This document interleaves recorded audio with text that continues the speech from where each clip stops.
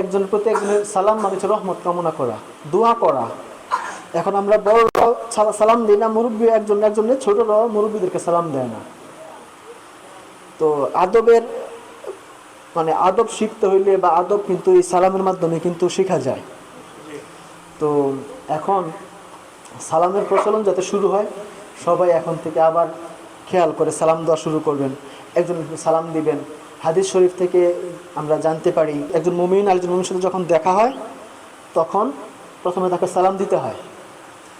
সালাম দেওয়ার পরে যদি আবার কোনো কারণে মাঝখানে কোনো একটা প্রাচীর পড়ে আবার দেখা হলে আবার সালাম দিয়ে কথা শুরু করা, এটা হাদিস থেকে আমরা জানতে পারি।